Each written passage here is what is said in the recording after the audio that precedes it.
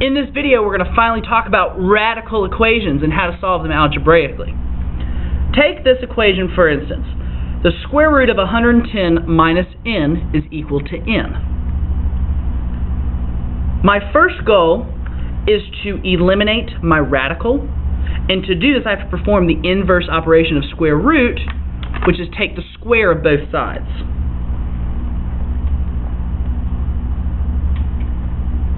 As soon as I do this, I can rewrite my expression without my radical as 110 minus n is equal to n squared. From here, we can go about solving this algebraic expression or equation like any other equation. I would subtract n squared on both sides to set my equation equal to 0. And notice I'm going to write my equation in what's called descending order. And it's called descending order because I'm looking at the exponents of my variables, n squared, n to the first, and then of course n to the 0 when it's not here. And when we're looking at our equation now, we realize we have to factor. And if we're stuck on how to factor this, please watch the previous video on a factoring review. So when I factor this, I can factor it to a negative n plus 10 and n plus 11. The way since my n squared is negative, the first factor here with this first term will be negative, and I just thought of two numbers that would multiply to give me 110 and add to give me a negative 1. The reason both of them are positive is because of this negative n. So moving from here, the zero product property says that since my two factors are equal to 0, one of them has to be 0 for this equation to be true. So I can set each factor equal to 0 and solve.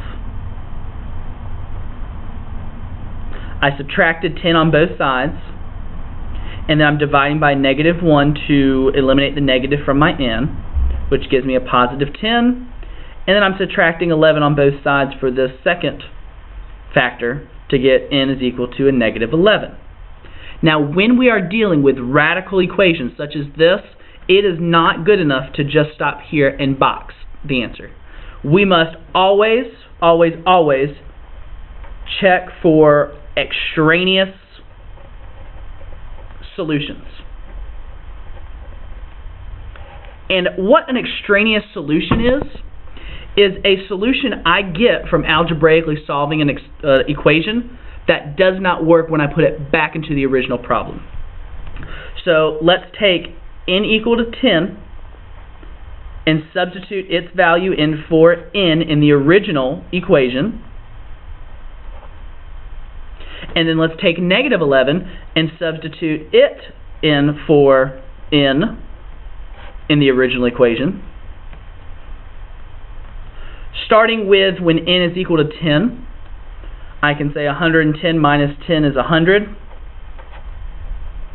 The square root of 100 is 10, which gives me 10, which tells me that my n equal to 10 solution is valid. Now when checking when n is equal to negative 11, before we even go about solving this or simplifying, think back to when we reviewed radical expressions. When you take a square root of any number, you will never be able to get a negative number. So just from looking at this expression, we know that this is not true, making n to the negative 11 an extraneous solution, which you can abbreviate as ES. Thanks for watching.